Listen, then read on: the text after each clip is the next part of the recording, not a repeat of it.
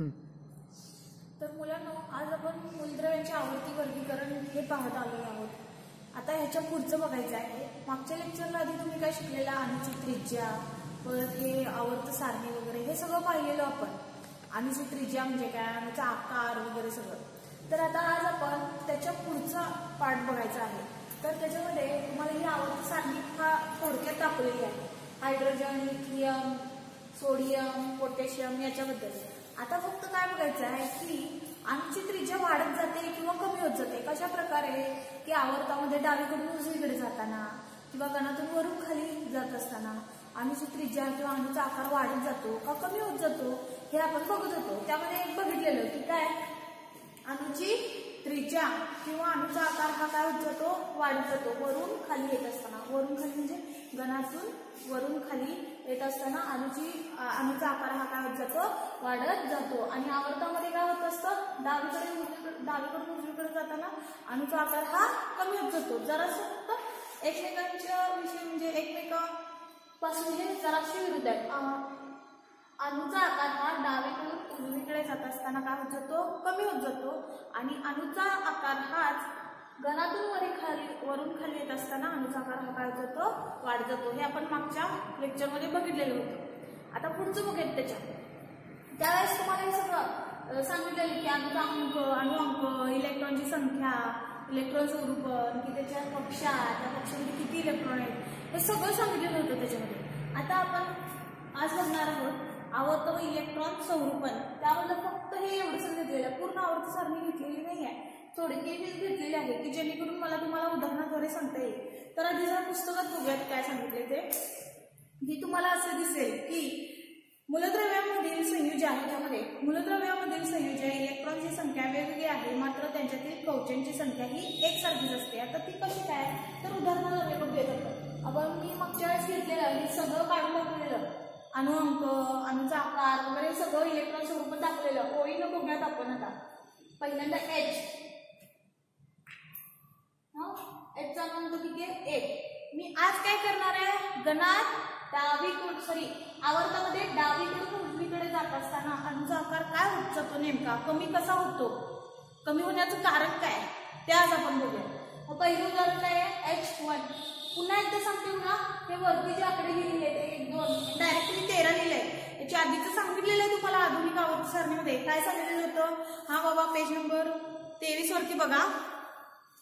एक नाही,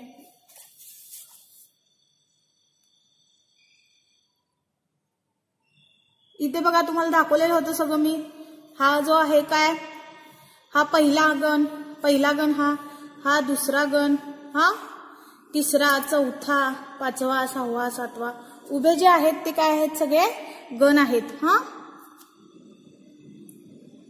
आणि आडव्या ज्या आहेत त्या काय आहेत, सगळ्या आडवे जे आहेत ते काय आहेत, आवर्तने आहेत, आवर्त.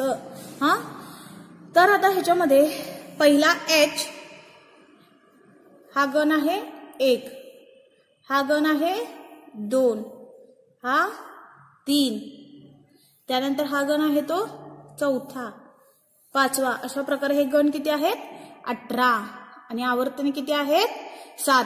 ठीक आहे. आता हे गणाबद्दल झालेलं होतं आपलं.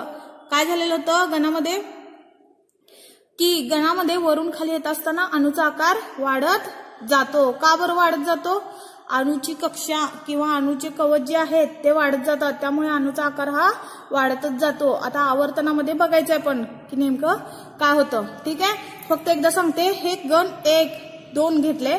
त्यानंतर इथलं जे मधला आहे ना, हा डी खंड घेतलेला नाही आहे, डायरेक्ट मी हा पी खंड घेतलेला आहे फक्त उदाहरणासाठी. पी खंड, त्यामध्ये 13 ते 18 पर्यंतची तिथं उदाहरणे घेतलेली आहेत मी फळ्यावरती बघा. हा, वरती दिसतंय ना फळ्यावरती 1, 2 हे गण घेतलेत. ते नंतर 13, 14, 15, 16, 17 आणि 18वा गण घेतलेला आहे. एफच्या वरचा जो आहे तो गण एफ आणि Cl जो आहे, फ्लोरीन आणि क्लोरीन, तो 17वा गण आहे.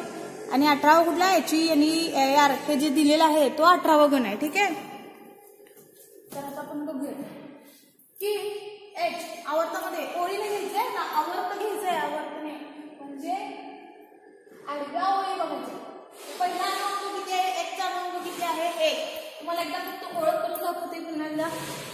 हायड्रोजन हे सगळे खाली लिहिलेले आहेत. इलेक्ट्रॉन स्वरूपण Hचा हायड्रोजनचा अणुअंक आहे 1, त्यामुळे इलेक्ट्रॉन स्वरूपण 1च. Li लिथियमचा अणुअंक किती आहे 3, त्यामुळे इलेक्ट्रॉन स्वरूपण झाला 2 आणि 1. हा 1 आहे ना हायड्रोजन अणुअंक, हायड्रोजन जो आहे तो सर्वात हलका आहे अणु. त्यानंतर बरोबर समोर जाऊन हा अणुअंक किती आहे 2, त्याचं नाव काय आहे He. अणुअंक 2 आहे आणि त्या मूलद्रव्याचं नाव आहे He हेलियम. त्यानंतर अणुअंक 3 असलेला लिथियम Li, त्यानंतर बेरियम 2 2 म्हणजे किती झाले 4, अणुअंक 4 झाले. नंतर पाचवा अणुअंक 5 6 7 8 9 10 असे हे ओळीनं अणुअंक आहेत. वाटल्यास मी इथे लिहिते, वरती लिहिते अणुअंक 1 3 4 5.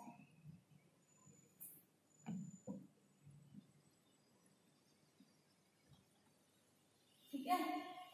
आता हे जे खाली लिहिलेले आहेत ते काय आहेत मी हे इलेक्ट्रॉन स्वरूपण आहेत. खाली लिहिले ना 2 1 2 2 2 3 हे सगळे काय आहेत इलेक्ट्रॉन स्वरूपण आहेत. आणि वरच्या साईडला लिहिले ते काय लिहिले मी अणुअंक लिहिलेले. आणि हे वरचे जे आकडे आहेत ना हे काय आहे ते गण क्रमांक आहेत. आता सोडियम इलेक्ट्रॉन स्वरूपण किती झाले 2 8 1, 2 आणि 8 10 आणि 1 किती झाले 11. म्हणजे ह्याचा अणुअंक किती असणार आहे 11, ह्याचा 12. बघा चेक करा 2 आणि 8 10 आणि 2 12. एमजीचा अणुअंक झाला 12. ॲल्युमिनियम बघा 2 8 3 म्हणजे किती झाले 13, ह्याचा अणुअंक 13. तुम्हाला ह्याच्या आधी पण सांगितलेलं होतं अणुअंक जेवढे असतील अणुअंकची व्याख्या काय आहे त्याच्यामध्ये प्रोटॉनची संख्या किंवा इलेक्ट्रॉनची संख्या.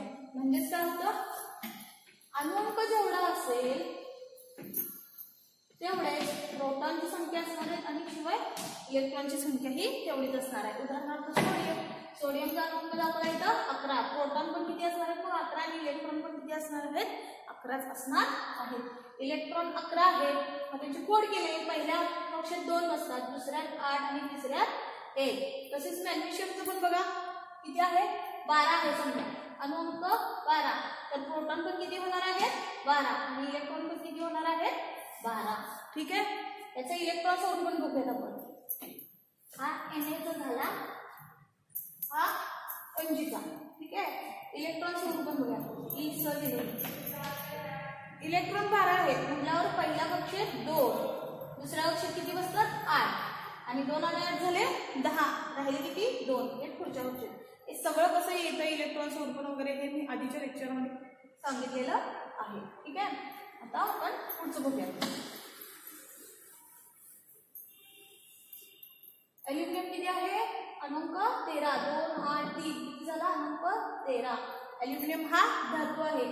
Mg मॅग्नेशियम हा सुद्धा धातूचा आहे. सोडियम Na हा सुद्धा काय आहे धातूचा आहे. तर सिलिकॉन Si सिलिकॉन ह्याचं इलेक्ट्रॉन स्वरूपण किती आहे बघा 2 8 4, 2 आणि 8 झाले 10 आणि हे 4 किती झाले 2 आणि 8 10 आणि हे 4 14. ह्याचा अणुअंक 13 होता, आता ह्याचा अणुअंक किती झाला हा 14.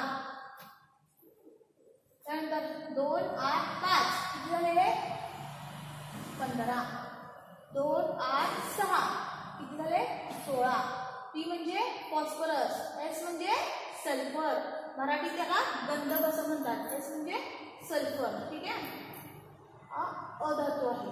फॉस्फरस सुद्धा अधातू आहे. सिलिकॉन धातू सदृश आहे. हे सगळं का आलं कसं आलं हे पुढच्या ह्याच्यानंतर शिकवणारच आहे. क्लोरीन Cl किती आहे इलेक्ट्रॉन स्वरूपण 2 8 आणि 7, 2 आणि 8 10 आणि 7 17. क्लोरीन किती झाले मग हे 17, अणुअंक हा झाला 17. हा त्यानंतर हा अर्गॉन हेलियम निऑन आणि हा अर्गॉन.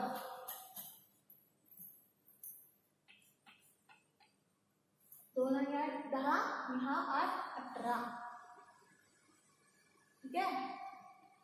हे सगळे मी वरती काय लिहिलेले आहेत अणु अंक. आता ह्याचे पण सांगा बरं किती येतील. म्हणजे उदाहरणार्थ पोटॅशियमचं इलेक्ट्रॉन स्वरूपण काय दिले 2 8 8 1, 2 आणि 8 10 आणि 8 18 आणि हा 1 19. तसंच याचा अणुअंक किती येईल 20. बघा चेक करा 2 आणि 8 10 आणि 8 18 आणि 2 20. Ca कॅल्शियम अणुअंक झाला 20. अशा प्रकारे मी अणु अंक सुद्धा काढलेला आहे. तुम्ही सुद्धा अणु अंकावरून इलेक्ट्रॉन स्वरूपात काढू शकता, प्रोटॉनची संख्या सांगू शकता, इलेक्ट्रॉनची संख्या सांगू शकता.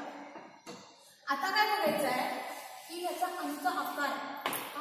अणूचा आकार म्हणजे मी तुम्हाला सांगितलेलं होतं, अणूचा आकार हा कशावरून ठरवला जातो? अणूच्या त्रिज्येवरून. अणूचा आकार हा अणूच्या त्रिज्येवरून ठरवला जातो. मी मागच्या वेळेस पण म्हणाले तुम्हाला की अणूची त्रिज्या किंवा वर्तुळाची त्रिज्या आपण कशी ठरवतो किंवा वर्तुळ काढायला सांगतात त्यावेळेस तुम्हाला गणितामध्ये काय नेमकं कशाचं माप दिलं जातं? तर त्रिज्येचं माप दिलं जातं. बघा, वर्तुळ काढा म्हणून सांगितले तर वर्तुळाचा आधी तुम्हाला किती, हा बाबा 3 सेंटीमीटर 5 सेंटीमीटर अशी किती आहेत, किती सेंटीमीटरचा वर्तुळ काढायचा आहे तुम्हाला सांगितलं जातं. म्हणजे नेमकं काय दिलेलं असतं ती तुम्हाला वर्तुळाची त्रिज्या 3 सेंटीमीटर काढायला सांगितलं. समजा इथं पर्यंत हा पट्टीने आपण मोजून 3 सेंटीमीटर काढला. कर्कळक ठेवून आपण काय करतो? कंपास ठेवून या प्रकारे असा हा वर्तुळ काढतो. हा 3 सेंटीमीटरचा समजा वर्तुळ झाला. हा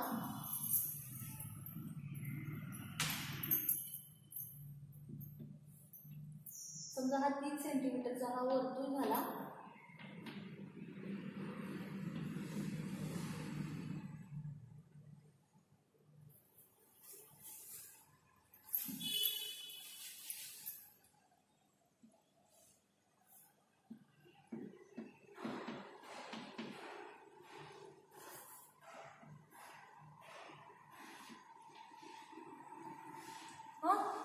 हा वर्तुळ कशावरून ठरवला? तर तुम्ही त्या त्रिज्येवरून ठरवला. वर्तुळ कशाचं माप घेतला? तर तुम्ही त्रिज्येचं माप घेतला. आणि त्रिज्या ही कुठून कुठंपर्यंत? तर वर्तुळाचा हा केंद्र आणि ही त्याची शेवटची कक्षा असेल किंवा तो जो सर्कल असणार आहे तो. तसंच अणूचं सुद्धा आहे. अणूमध्ये काय? तर अणूचा आकार हा सुद्धा त्याच्या त्रिज्येवरून ठरवला जातो. जर जसं ना कक्षा वाढत जाईल तस तसा अणूचा आकार हा होणार वाढतच जाणार. आता ह्याची त्रिज्या इथून ते इथपर्यंत झाली. हा वर्तुळाचा केंद्र आणि बाह्यतम कक्षा म्हणजे त्याची त्रिज्या वाढली म्हणजे अणूचा आकार कक्षा सुद्धा वाढत गेले. अशा प्रकारे आपण ओळीनं बघत जाणार आहोत अणूचा आकार आवर्तामध्ये. तर बघूयात आपण पहिल्यांदा एच किती आहे? अणु अंक 1, इलेक्ट्रॉन स्वरूपात सुद्धा 1च आहे. मग इथे हा अणूचा केंद्र, हा अणू, इथं हा 1 काढला. त्यानंतर आवर्तामध्ये पुढे पुढे गेलं. अणु अंक 2 असलेला कुठला आहे तो? He2. He अणु अंक 2. इलेक्ट्रॉन स्वरूपात किती असणार आहे? 2. पहिल्या कक्षेत किती बसतात इलेक्ट्रॉन? 2च. ठीक आहे. आता ह्याचं बघा, हा अणूचा केंद्र पहिल्या कक्षेत 1 2. ठीक आहे. आता पुढचं बघूयात. आता Li अणु अंक 3. त्यानंतर इलेक्ट्रॉन स्वरूपात 2 1 म्हणजे बघा Li हा अणूचा केंद्र पहिल्या कक्षेत 2, दुसऱ्या कक्षेत किती आहेत इलेक्ट्रॉन? 1. पुढचं आता बीचा अंक किती? 4 2 आणि हा 2. मी हे ओळीने आठवून दाखवणार आहे की तुम्हाला समजेल यासाठी. हा अणूचा केंद्र पहिल्या कक्षेत किती बसतील? 2. राहिले 2 पुढच्या कक्षेत. जरा नेमकं बघा काय होतं. वाटल्यास आपण इथं का इलेक्ट्रॉनचा वळ दाखवतो. त्यानंतर त्यानंतर बीचा अंक 5. मग किती होईल इलेक्ट्रॉन स्वरूपात? 2 आणि 3. पहिल्या कक्षेत 2. हा अणूचा केंद्र पहिल्या कक्षेत 2, दुसऱ्या कक्षेत किती आहेत? 3. हे 1 2 आणि हा 1 3.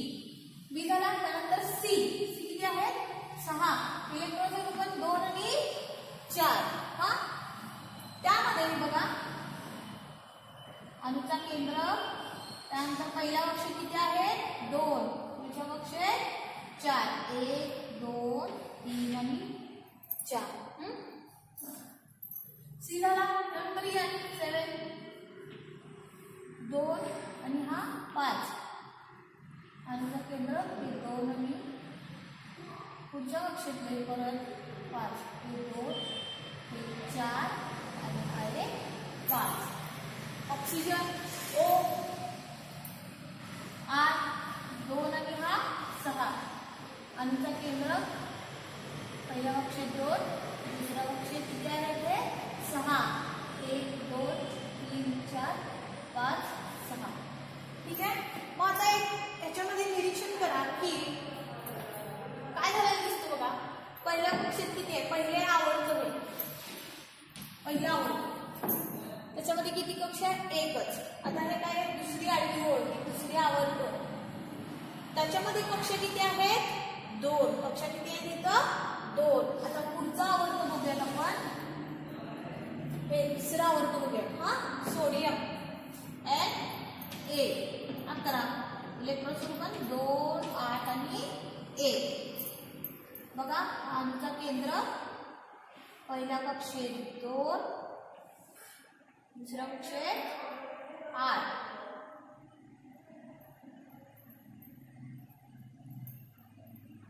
ठीक आहे. तिसरी पुन्हा एक कक्षा येणार आहे, एकच कक्षा आलेली होती, किती आहेत, 1, 2, 2 कक्ष आहेत.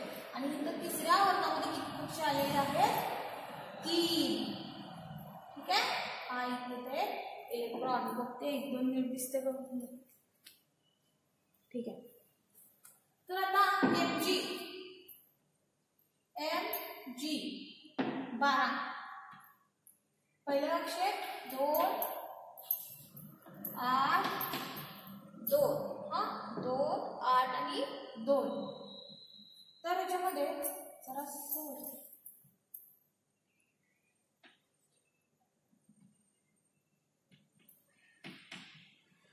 बघा, पहिल्या कक्षेत 2 इलेक्ट्रॉन, दुसऱ्या कक्षेत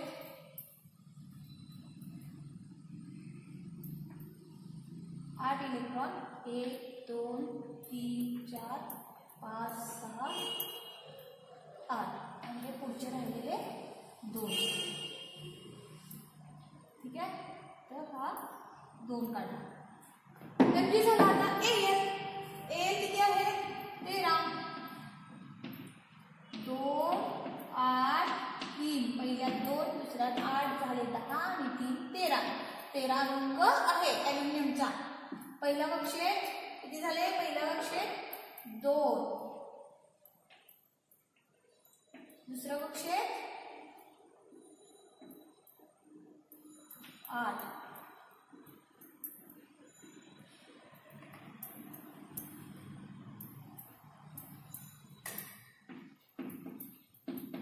आणि पुन्हा तिसऱ्या कक्षेत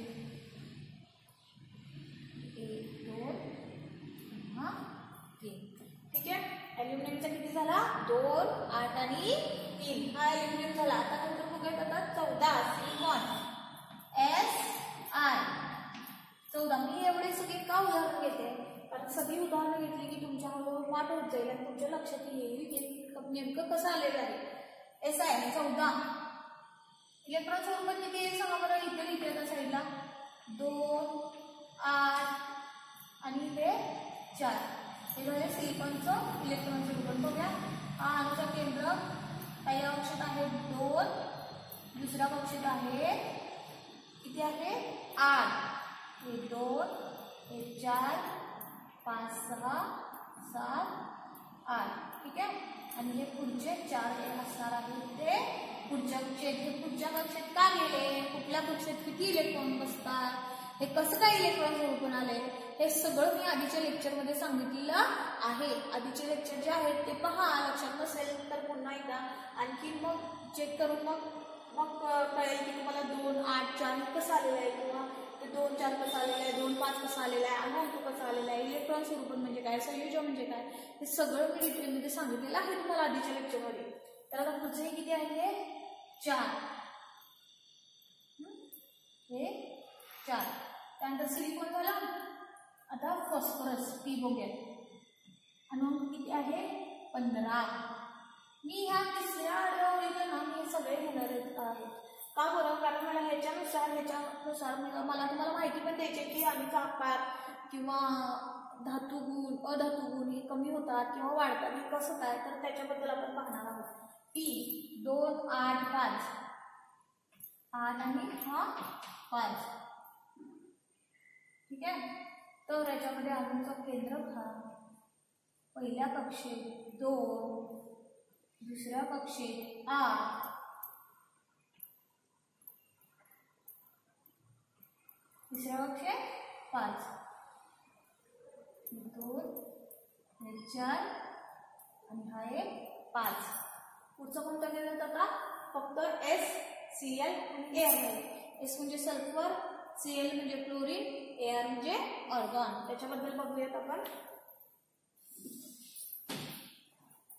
S हे अक्षर कळतं का तुम्हाला? हा P आहे. हा SI होता, त्याचा क्रमांक हा 14 होता.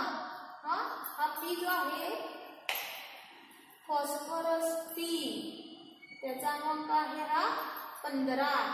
आता आपण बघणार आहोत S म्हणजे सल्फर, क्रमांक 16. ही सगळ्या मूलद्रव्यांची नावं लक्षात ठेवत जा. 2, 8 नंतर ना 6. बघा इथे चेक करा, सगळे ओळीनेच आहेत. बाहेरच्या कक्षेत मात्र ना हे एक वाढत गेला. 1, 2, 3, 4, 5 आणि आता हा 6 सल्फर. ठीक आहे. कंसातलं जे लिहिलेलं आहे तो इलेक्ट्रॉन स्वरूपण आहे. हे मूलद्रव्याचं नाव आहे. त्याच्यावरती लिहिलेला जो आहे तो अणूचा अणुअंक आहे. ठीक आहे. आता पहिल्या कक्षेत 2, दुसऱ्या कक्षेत 8,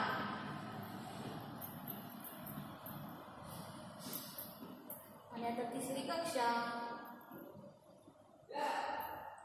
हे 2, हे 4 आणि हा 6. व्यवस्थित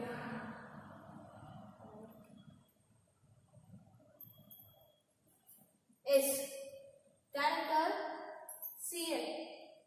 Cl चा क्रमांक आहे हा 17. इलेक्ट्रॉन स्वरूपण 2, 8, 7. काय काय सांगा इथं? पहिल्यांदा अणूचा केंद्रक काढला. पहिल्या कक्षेत 17 आहे म्हणल्यावर पहिल्या कक्षेत 2 बसतात, त्याच्यापेक्षा जास्त बसू शकत नाही. राहिले किती? 2 झाले. अजून पुढचे राहिले किती? 15 राहिले. परंतु त्या 15 मध्ये फक्त किती बसतात? दुसऱ्या कक्षेत 8च बसतात. 2 आणि 8 झाले 10. हे 2 आणि हे 8 झाले 10. 17 आहेत. परंतु राहिलेले 7 काय होणार आहे? पुढच्या कक्षेत जाणार आहे. हे 2, हे 4, हे 5, 6 आणि हे 7. ठीक आहे. आता एकच राहिलेलं आहे ते आपण बघूयात. Cl झाला. आता AR हे असं काढलेलं आहे. त्याचा क्रमांक आहे 18. पहिल्या कक्षेत 2, दुसऱ्या कक्षेत किती बसतात? फक्त 8च. 2 आणि 8 झाले 10. पुढचे 10 आहेत.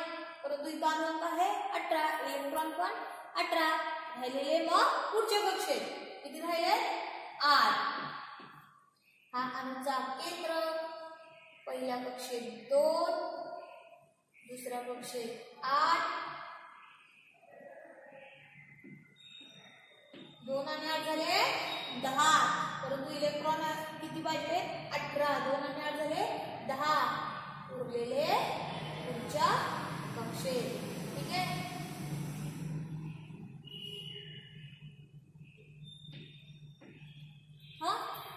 तर हे मी आवर्तामध्ये सगळं मला दाखवलेलं आहे. आवर्तामध्ये हे कशा प्रकारे इलेक्ट्रॉन स्वरूपण असतील किंवा अणुअंक किंवा इलेक्ट्रॉन हे कशा प्रकारे बसतात ते.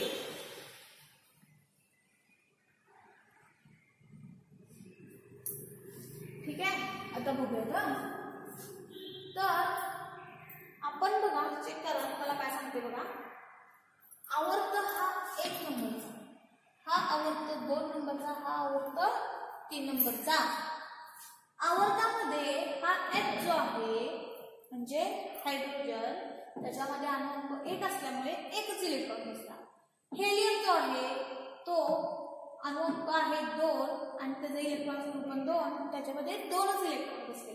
ह्या पहिल्या आवर्तामध्ये ही जी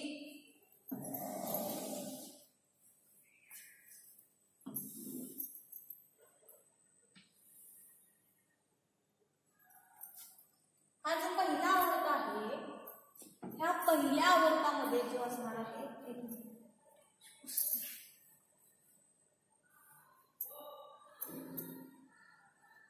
कारण आपल्याला आवर्त घ्यायचं त्यामुळे आडव्या ओळी काढायला पाहिजे. पहिल्या आवर्तामध्ये कुठला हा हायड्रोजन आणि हा हेलियम घेतला इथं मध्ये काय कुठले इलेमेंट किंवा मूलद्रव्य डायरेक्ट सुरू झालेला आहे. ठीक आहे. हा जो पहिला आवर्त आहे ना तर हायड्रोजन जो आहे तर त्याच्यामध्ये अणू तो सर्वात हलका आहे ॲटम किंवा अणू तर त्याच्यामध्ये एकच इलेक्ट्रॉन बसतो. हेलियम मध्ये किती बसतात 2 इलेक्ट्रॉन कारण त्याच्यामध्ये अणुअंक हा 2 आहे म्हणून. ह्या आडव्या आवर्तामध्ये पहिल्या आवर्तामध्ये कक्षा किती झाल्या बरोबर किती आहेत कक्षा एकच कक्षा आहे. कक्षा किंवा कवच म्हणा किती आहेत एकच. ठीक आहे. दुसऱ्या आवर्तामध्ये कक्षा किंवा कवच कक्षा पण म्हणू शकता किंवा कवच पण म्हणू शकता. तुम्हाला या पुस्तकामध्ये कवच हा शब्द दिलेला आहे. तर इथं किती कवच आहेत बघा 2 1 2 1 2 1 आणि ह्या 2 ह्या सगळ्या मूलद्रव्यांची कक्षा किती आहे 2. दुसऱ्या आवर्तामध्ये किती आहे कवच 2च. तिसरा आवर्त बघा कक्षा किती आहेत बघा 1 2 3 1 2 3 आणि हा 1 2 3 अशा प्रकारे सगळीकडे काय आहे 3-3च कवच आहेत. कवच किती आहे 3-3च हो की नाही. आणि काय की ह्याच्यामध्ये आवर्तामध्ये काय दिसून आलं तुम्हाला की आवर्तामध्ये काय होतं कक्षांची संख्या ही सारखीच असते. आवर्तामध्ये डावीकडून उजवीकडे जाताना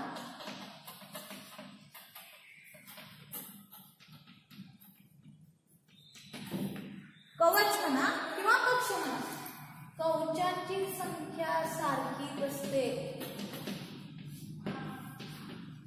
कवच म्हणा किंवा कक्ष म्हणा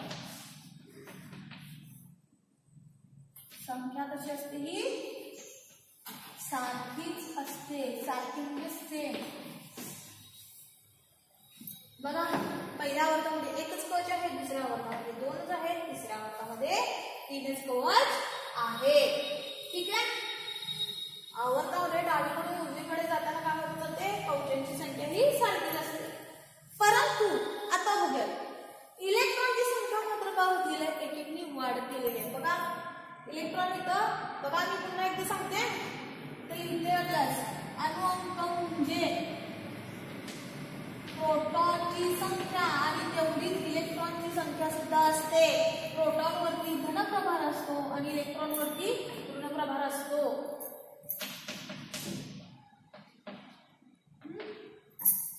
प्रोटॉन अणुअंक म्हणजे प्रोटॉनची संख्या शिवाय इलेक्ट्रॉनची संख्या. हायड्रोजनचा अणुअंक आहे 1 प्रोटॉनची संख्या 1च असणार आहे इलेक्ट्रॉनची संख्या 1. मग आता ह्याच्यामध्ये इलेक्ट्रॉन हा 1च आहे. हेलियम मध्ये अणुअंक 2 आहेत त्यामुळे इलेक्ट्रॉनची संख्या काय आहे 2च आहे. म्हणजे इथे इलेक्ट्रॉनची संख्या काय केली एक ही वाढ केली. इथे इलेक्ट्रॉन 1 होता तर इथे इलेक्ट्रॉन किती आहे 2. बघा इथे एकच इलेक्ट्रॉन आहे इथं 2. कितीने वाढले इलेक्ट्रॉन 1 किती वाढला इथं 1 इलेक्ट्रॉन आहे तर इथं 2 इलेक्ट्रॉन आहे. पुढे बघा इथे इलेक्ट्रॉन किती आहे लिथियम मध्ये 2 आणि 1. अणुअंक जेवढा असेल तेवढाच प्रोटॉनची संख्या आणि तेवढीच इलेक्ट्रॉनची संख्या सुद्धा असते. अणुअंक 3 आहे प्रोटॉनची संख्या 3 इलेक्ट्रॉनची संख्या सुद्धा 3च असणार आहे. अणुअंक 3 इलेक्ट्रॉनची संख्या किती आहे बघा हा 1 2 आणि हा 3 इलेक्ट्रॉनची संख्या झाली 3. पुढे बघा अणुअंक 4 बी अणुअंक 4 इलेक्ट्रॉनची संख्या पण 4 प्रोटॉनची संख्या पण 4 इलेक्ट्रॉनची संख्या किती झाली 1 2 3 4. इथं इलेक्ट्रॉन 3 होते इथे इलेक्ट्रॉन 4. हा जो अणुअंक दिलेला आहे तो म्हणजेच काय असणार आहे तो म्हणजेच इलेक्ट्रॉनची संख्या सुद्धा असू शकते कारण त्याची व्याख्याच आहे अणुअंक म्हणजे प्रोटॉनची संख्या किंवा म्हणायचं वन वे म्हटलं तर काय होऊ शकते बेरीज होऊ शकते. अणुअंक म्हणजे प्रोटॉनची संख्या किंवा इलेक्ट्रॉनची संख्या. इथं अणुअंक 3 होता, इलेक्ट्रॉनची संख्या 3. इथं अणुअंक 4 आहे, इलेक्ट्रॉनची संख्या 4. बीचा अणुअंक 4, इलेक्ट्रॉनची संख्या 4. बी त्याचा अणुअंक 5, इलेक्ट्रॉनची संख्या सुद्धा 5च असणार आहे. बघा 1 2 3 4 5. ठीक आहे. सी अणुअंक 6, 1 2 3 4 5 6, अणुअंक 6 आहे, इलेक्ट्रॉनची संख्या पण 6. बघा काय दिसते तुम्हाला, इथं सुद्धा इलेक्ट्रॉन हा एक एक वाढत गेलेला आहे. 1 2 3 किती आहेत, 1 2 3 4, इथे 3 होते, इथे 4. इथे इलेक्ट्रॉन 1 2 3 4 5, इथे इलेक्ट्रॉन 5. इथे इलेक्ट्रॉन 1 2 3 4 5 6, इलेक्ट्रॉनची संख्या किती झाली, 6. तसंच इथं 1 2 3 4 5 6 7, इलेक्ट्रॉनची संख्या 7. काय दिसतं बघा तुम्हाला, इलेक्ट्रॉन 3, इथं 4, ते 5, ते 6, इथं 7. इलेक्ट्रॉनची संख्या काय कितीने वाढत गेलेली आहे, एक एकनी वाढत गेलेली आहे.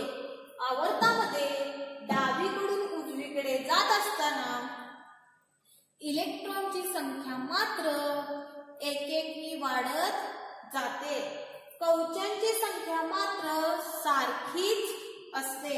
मग आज सांगितलेलं डावीकडून उजवीकडे जाताना आवर्तामध्ये कवचांची संख्या सारखीच असते, मात्र इलेक्ट्रॉनची संख्या ही काय होते, एक एकनी वाढत जाते.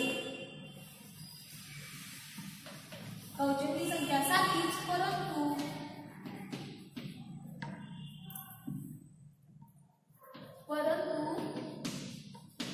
काय होतं, इलेक्ट्रॉनची संख्या कितीने वाढते, 1 ने वाढते. इलेक्ट्रॉन हे असं लिहिते, इलेक्ट्रॉनची संख्या कितीने वाढते, 1 ने वाढत जाते. म्हणजेच काय, एक एक आकडा वाढत जातो ओळीने प्रमाणे. ठीक आहे. आता पुढचं बघूया, तिसरा आवर्त बघूया. तिसऱ्या आवर्तामध्ये हा कोण आहे, सोडियम. अणुअंक आहे हा 11, इलेक्ट्रॉन पण असणार आहे 11. बघा मग 1 2 3 4 5 6 7 8 10 आणि हा 11. इलेक्ट्रॉन किती झाले, 11. पुन्हा एकदा सांगते, आता हे सगळं अणुअंक जेवढा असेल तेवढाच इलेक्ट्रॉन पण असणार आहे. एमजीचा अणुअंक किती आहे बघा, 12. तुम्ही पुस्तकात सुद्धा बघू शकता. अणुअंक दिलेला आहे, मूलद्रव्याच्या वरती काय दिलेलं आहे, मूलद्रव्याच्या वरतीच वरच्या साईडला काय दिलेलं आहे, अणुअंक. आणि तेवढेच असतात इलेक्ट्रॉनची संख्या. Mg 12, इलेक्ट्रॉन किती झाले, 12. 1 2 3 4 5 6 7 8 11 12. Mg झाले 12. मुलांनो, तुम्हाला हे थोडके जे आहेत ना, म्हणजे थोडेसे मूलद्रव्य की त्याचे अणुअंक आणि इलेक्ट्रॉन, अणुअंक तरी पाठ असायलाच पाहिजे की जेणेकरून त्याच्यावरून तुम्हाला इलेक्ट्रॉन स्वरूप आणि इलेक्ट्रॉनची संख्या, प्रोटॉनची संख्या ही तुम्हाला काढता येऊ शकेल. याच्यावरून कारण उदाहरणे असतात की सोडियम आणि Mg, म्हणजे सोडियम Na आणि Mg मॅग्नेशियम, यामधला धातू हा कोणता, यापैकी कोणता धातू अधिक क्रियाशील आहे, हे धातू आहेत का अधातू, यापैकी धातू कोणता, अधातू कोणता, त्याचे इलेक्ट्रॉन स्वरूप लिहा, अणुअंक किती, किंवा हा एक उदाहरण देतात एवढा अणुअंक असलेला मूलद्रव्य कोणता.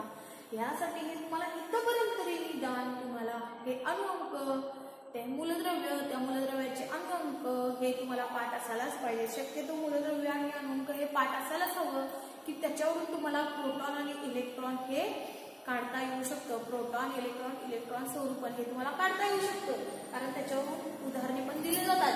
हा एवढाच आहे ना, हा एवढा इथपर्यंत जरी पाठ केला ना तुम्ही तरी बास म्हणजे तुम्हाला पुढचं पाठ करावंच लागेल, परंतु शक्यतो इथपर्यंत तरी करा, कारण त्याच्यावर उदाहरणे सुद्धा विचारतात. बाकीचे पण आहेत की हा असा धातू सदृश कोणता, धातू कुठले, अधातू कुठले, अशा प्रकारे काही प्रश्न विचारतात. ठीक आहे. आता पुढचं बघूयात जरा.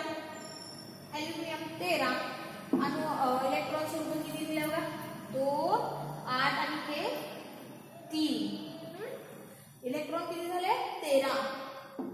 मग आता इथं तुम्हाला बघा 13 मध्ये 1 2 3 4 5 6 7 8 11 12 आणि 13. बघा ओळीनं अणुअंक जेवढा आहे तेवढेच इलेक्ट्रॉन आहेत. मग इथं पण बघा इलेक्ट्रॉन किती वाढत गेलेले आहेत, एक एक वाढत गेले आहेत. इथं 11 आहे, 12 आहे, 13 आहे, 14, 15. ठीक आहे. बघा इलेक्ट्रॉनची संख्या एक एक वाढल्यात की नाही. इथं 11 आहे तर इथं 12 आहे, इथं 13, 14, 15. म्हणजे इलेक्ट्रॉन हे एक एक वाढत गेलेले आहेत. मात्र कवचांची संख्या काय असते, सारखीच आहे का बघा. कवचांची संख्या 1 2 3 1 2 3 1 2 3. कवचांची संख्या मात्र ही सारखीच आहे. ठीक आहे. आता जरा त्याच्या पुढे बघूया काय की याच्यामध्ये बघा काय सांगते, इलेक्ट्रॉनची संख्या एक एक वाढत गेलेली आहे.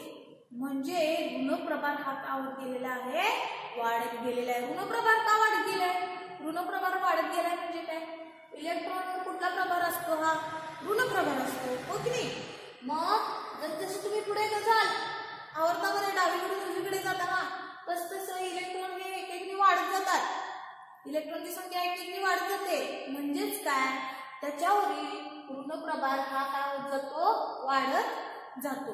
ऋण प्रभार वाढला, इलेक्ट्रॉनची संख्या वाढली म्हणजे ऋण प्रभार वाढला. म्हणून इकडे काय धन प्रभार सुद्धा काय होत जाणार आहे, वाढत जाणार आहे.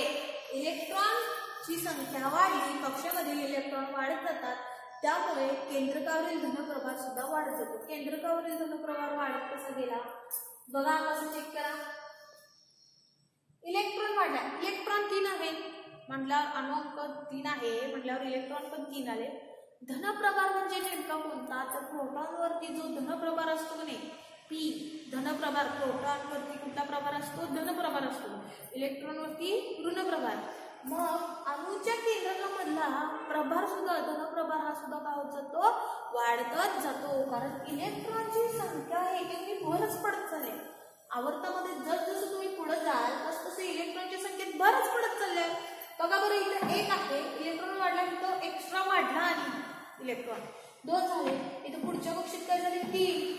म्हणजे बाह्यतम कवचात किंवा बाह्यतम कक्षेमध्ये इथे इलेक्ट्रॉन हा काय होतो, तो भर पडत जाते. पहिल्या ह्याच्यात काही नाही आहे, पहिल्या 2च बसतात, त्यापेक्षा जास्त बसू शकत नाही. परंतु इथं बघा दुसऱ्या कक्षेमध्ये काय होत गेलेलं आहे, इलेक्ट्रॉनच्या संख्येमध्ये काय होत गेलेली आहे, वाढ होत गेलेली आहे. त्यामुळे केंद्रकामधील धनप्रभार हा काय होत जाणार आहे, वाढत जाणार आहे. केंद्रकाचा जो धनप्रभार आहे, लोड जो आहे, धनप्रभार जो आहे तो काय होत जाणार आहे, वाढत जाणार आहे. त्यामुळे इलेक्ट्रॉन हा बाह्यतम कवचात जमा झालेला होता.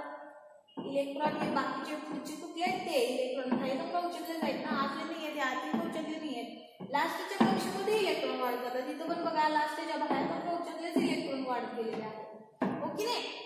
मग बाह्यतम कक्षेत इलेक्ट्रॉन हा काय होत जातो, वाढत जातो. मग वाढीव केंद्रकीय धनप्रभार जो आहे, केंद्रकावरचा जो केंद्रक आहे, इथं केंद्रकामध्ये कोण असतात, प्रोटॉन असतात. हो की नाही. मग त्या केंद्रकामध्ये वाढीव केंद्रकावरचा हा काय असणार आहे, धनप्रभार हा काय होत जातो, वाढत जातो. एक आहे ना, इथे 2 आहे ना, मग इथे 2 धनप्रभार, इथं 3, इथं 4. हे प्रोटॉनची संख्या किंवा मग त्याच्यावरचा हा प्रभार हा काय होत जातो, वाढत जातो. उदाहरणार्थ सोडियम हा इलेक्ट्रॉन 1 दिला, म्हणजे त्याच्यावरती इलेक्ट्रॉन 1 दिला, तो कसा काय 1 देतो हे सांगतो सुद्धा नंतर. त्याच्यावरती मग 1 धनप्रभार तयार होतो. पहा इथं एमजी काय करतो, 2 इलेक्ट्रॉन देतो. त्याच्या शेवटच्या कक्षेत किती आहेत, 2 इलेक्ट्रॉन आहेत.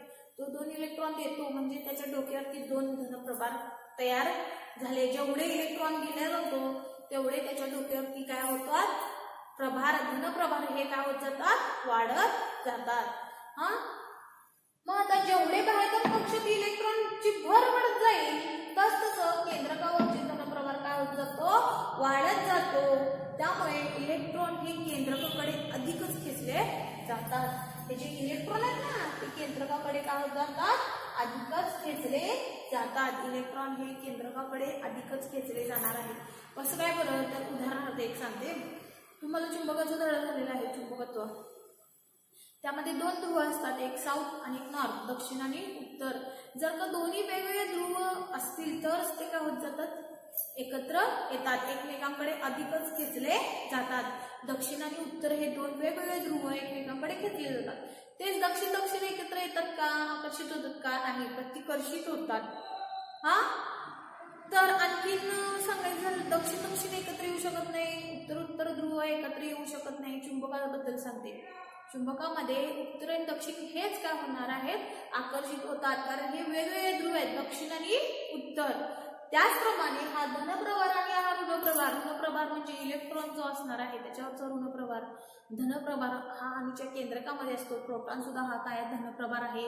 हे वेगवेगळे प्रभार काय होतात, मग अधिकच खेचले जातात. मग अधिकच खेचले गेल्यामुळे केंद्रकाकडे ते अधिकच खेचले जातात. इलेक्ट्रॉन हे केंद्रकाकडे अधिक खेचले गेले, त्यामुळे अणूचा आकार काय होत जातो, हळूहळू काय होत जातो, कमी होत जातो.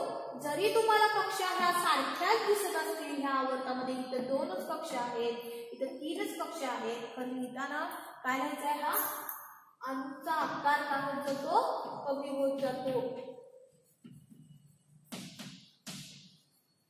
कधी आवर्तामध्ये डावीकडून उजवीकडे जातात. जरी तुम्हाला कक्षांची संख्या ही सेम दिसत असली, ह्या आवर्तामध्ये कक्षांची संख्या काय आहे, सारखीच आहे. या तिसऱ्या आवर्तामध्ये कक्षांची संख्या काय 3च आहे, या दुसऱ्या आवर्तामध्ये कक्षांची संख्या 2च आहे. परंतु लिहिताना काय अणूचा आकार हा काय होत जातो, कमी होत जातो. का, तर त्याच्याबद्दल सांगितले तुम्हाला आता काय, की अणुअंक हा एकेकनी वाढवला. अणुअंक हा काय होतो, अणुअंक हा एकेकनी काय होत जातो, वाढत जातो. कवचांची संख्या वाढत जाते, इलेक्ट्रॉनची संख्या पण कवचांची संख्या ही काय असते, सारखीच असते. इलेक्ट्रॉनची संख्या मात्र एकेकनी वाढली जाते. त्यामुळे कक्षेमध्ये जसजसं आवर्तामध्ये डावीकडून उजवीकडे जाल, कारण आवर्तामध्ये डावीकडून उजवीकडे जाल,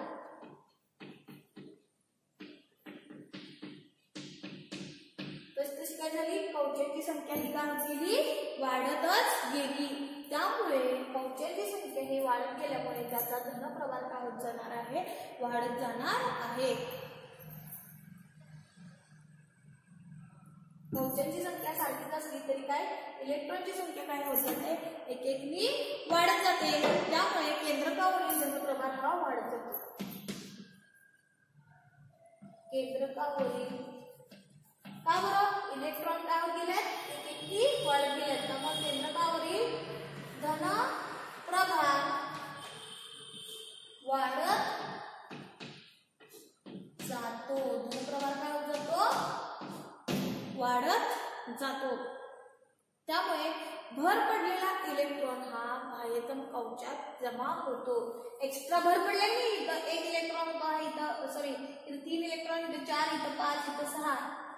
इलेक्ट्रॉनच्या संख्येत भर पडले ना, परंतु तो इलेक्ट्रॉनची संख्येत भर पडल्या तो एक वाढत गेलाय, मग तो कुठे बसणार, तर तो बाह्यतम कवचात काय होणार आहे, ऍड होणार आहे. बाह्यतम कवचात काय होतात, त्या इलेक्ट्रॉनच्या संख्येत काय होत जाते, वाढ होत जाते. मग हा इलेक्ट्रॉन जो वाढत गेलेला आहे तो कुठे जातो, बाह्यतम कवचात जमा होतो. त्यामुळे बाह्यतम कवचात जमा झाल्यामुळे केंद्रकातील धनप्रभार हा काय होत जातो, वाढत जातो. धनप्रभार हा वाढत जातो. त्यामुळे इलेक्ट्रॉन हे काय होतात, त्या केंद्रकाकडे अधिकच खेचले जातात. इलेक्ट्रॉन केंद्रकाकडे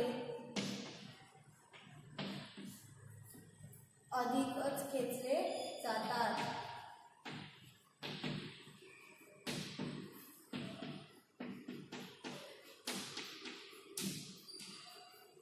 ठीक आहे, इलेक्ट्रॉन हे केंद्रकाकडे अधिकच खेचले जातात. त्यामुळे अणूचा आकार हा काय होतो, आवर्तनात डावीकडून उजवीकडे जाताना अणूचा आकार हा कमी होत जातो. पुन्हा एकदा सांगते बघा, आवर्तनात डावीकडून उजवीकडे जाताना अणूचा आकार हा कमी होत जातो. आणखी एक तुम्हाला ह्याच्याबद्दल कारण पण विचारतात परीक्षेत, स्वाध्यायामध्ये सुद्धा असू शकेल. बघा काय प्रश्न असणार की आवर्तामध्ये डावीकडून उजवीकडे जाताना अणूचा आकार काय होतो, कमी होत जातो. अणूचा आकार कमी होत जातो. कारण लिहा किंवा चुकी बरोबर लावून विचारतात. आवर्तामध्ये डावीकडून उजवीकडे जाताना अणूचा आकार हा वाढत जातो. चुकी बरोबर, तर मग काय असणार आहे, चूक, कारण वाढत नाहीये, तो कमी होत जातो. ठीक आहे, तर कारण का, तर तुम्ही उत्तर काय द्यायचं, मी हे एवढं लिहिलेलं आहे कारण परंतु वरच्या दोन ओळी पण घ्याव्या लागणार आहेत का, तर कवचांची संख्या आवर्तामध्ये डावीकडून उजवीकडे जाताना कवचांच्या संख्येत वाढ होत जाते. सॉरी, आवर्तनामध्ये डावीकडून उजवीकडे जाताना कवच काय असतात, सारखेच असतात. कवचांची संख्या काय असते, सारखीच असते. इथे एकच कवच आहे, इथे दोनच आहे, इथे तीनच आहे. कवचांची संख्या सारखीच असते, मात्र इलेक्ट्रॉनची संख्या मात्र काय होत जाते, एकेकाने वाढत जाते. आणि त्यामुळे आवर्तामध्ये डावीकडून उजवीकडे जात असताना केंद्रकावर इलेक्ट्रॉन वाढले, इलेक्ट्रॉन एकेकाने वाढला की केंद्रकावर काय वाढला, धनप्रभार वाढला. मग सगळे जे इलेक्ट्रॉन आहेत ना एकेकाने वाढलेले आहेत, कुठे बसणार घेऊन, सगळे बाह्यतम कवच आहेत. बघा इथं एक आहे, इथं बाह्यतम कवचात 2, इथं 3 आहेत, इथं बाह्यतम कवचात 4 आहेत, इथं बाह्यतम कवचात 5 आहेत. ते इलेक्ट्रॉन जे वाढत गेलेले आहेत ते बाह्यतम कवचात बसतात. आणि त्यामुळे हे लांब आहेत, लांब बाहेरच्या कक्षेत आहेत ना, हे इलेक्ट्रॉन लास्टचे जे इलेक्ट्रॉन आहेत ते बाहेरच्या कक्षेत बसतात ना. त्यामुळे त्याच्यावरचा केंद्रकावरचा धनप्रभार हा काय जातो, वाढत जातो. इलेक्ट्रॉन आणखीनच काय होत जातात, केंद्रकाकडे काय होतात, खेचले जातात. केंद्रकाकडे जसं इलेक्ट्रॉन खेचत जातील त्यामुळे काय होत जाणार आहे, हळूहळू डावीकडून उजवीकडे काय होत जाणार आहे, अणूचा आकार काय होत जाणार आहे, कमी होत जाणार आहे. डावीकडून उजवीकडे होत जाताना केंद्रकाचा हा धनप्रभार हा वाढतच जातो. जसजसं धनप्रभार हा वाढत गेला, कारण इलेक्ट्रॉनची संख्या वाढत गेली आणि केंद्रकावरचा धनप्रभार वाढत गेला, तसं काय होणार आहे, इलेक्ट्रॉन आणखीनच काय होत जातात, खेचल्या जातात अणूच्या केंद्रकाकडे. मग जसं खेचेल तस ते म्हणजे अणूचा आकार काय होत जाणार आहे, कमी होत जाणार आहे. ठीक आहे, कळलं अणूचा आकार कसा कमी होत जातो. आणखीन एक मागच्या लेक्चरच्या वेळेस बघितलेलं आपण काय, बरोबर याच्या विरुद्ध म्हणजे काय, आता आवर्ताबद्दल होतं ना, मग तेव्हा आपण मागच्या लेक्चरमध्ये काय बघितलेलं, गणाबद्दल बघितलेलं. गणामध्ये काय होतं, बरोबर याच्या विरुद्ध आवर्ताच्या ऐवजी काय असणार आहे, बघा तिथं बसते आवर्तामध्ये, आवर्ताच्या ऐवजी काय असणार आहे, मुलांना मी लिहून घ्या तुम्ही. आवर्ताच्या ऐवजी समजा गण ठेवलं आणि डावीकडून उजवीकडच्या ऐवजी काय असणार आहे, गण हे काय असतात, वरून खाली. गण हे काय असतात, वरून खाली. हा पहिला गण, हा दुसरा, तिसरा, चौथा वगैरे लिहिलेली आहे, कधी गॅप सोडलाय, पुढचं घेतलेलं आहे, उदाहरणासाठी फक्त लिहिलेलं आहे. 13वा, 14वा, 15वा गणात वरून खाली येत असताना बघा काय झालंय, कवच वाढलेत का कमी झाल्यात का तेवढेच राहिले. त्याच्यामध्ये काय होतं, आवर्तामध्ये काय होतं, बरोबर कवचांची संख्या सारखीच होती. डावीकडून उजवीकडे जात असताना काय होते, कवचांची संख्या सारखीच होती. मात्र गणामध्ये वरून खाली जात असताना कवचांची संख्या बघा काय होती, वाढत गेले का. पहिला गण 1, पहिल्या गणामध्ये किती आहे, सॉरी गणामध्ये वरून खाली जाताना बघा कवचांची संख्या 1, कवचांची संख्या 2, त्यानंतर 3. बघा त्यानंतर गण 2 मध्ये कवचांची संख्या 2, नंतर 3, पुन्हा पुढची जी असणार आहे ना, आता हा काय होता Mg Ca असेल तर कवचांची संख्या किती असणार आहे, 4. कसं काय ठरवलं इथं बघा, पहिली कक्षा, दुसरी कक्षा. हे इलेक्ट्रॉन पहिल्या कक्षेत आहे, दुसऱ्या कक्षेत आहे, तिसऱ्या. नंतर हे इलेक्ट्रॉन पहिली कक्षा, दुसरी कक्षा, तिसरी कक्षा, चौथी कक्षा.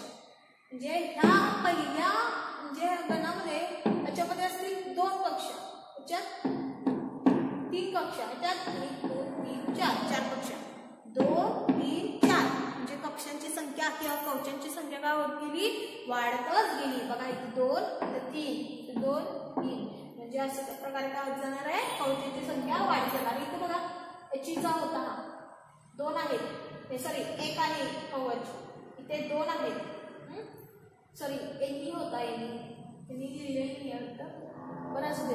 इथून बघूयात आपण कवच 1, कवच 1, 2, इथं कवच 1, 2 आणि हा 3. गणामध्ये वरून खाली येत असताना कवचांची संख्या ही वाढत जाते. आणि आवर्तामध्ये डावीकडून उजवीकडे जात असताना कवचांची संख्या ही काय होत जाते, सारखीच असते. ठीक आहे, आणखीन एक सांगायचं झालं तर बघा याच्यामध्ये धातू गुण सुद्धा आवर्तामध्ये डावीकडून उजवीकडे जात असताना काय होतं, तर धातू गुण सुद्धा काय होत जातो, कमी होत जातो. धातू गुण कमी होत जातो. त्यासाठी उदाहरणार्थ बघूया. सोडियम हा धातू आहे. हा पण धातू आहे. Mg हा धातू आहे. Al हा धातू आहे. हे झाले धातू गुण हे काय होतात कमी होत जातात. मग धातू गुण कमी होत जातात. हा धातू आहे, हा धातू आहे, हा धातू आहे. आता हा धातू सदृश्य आहे.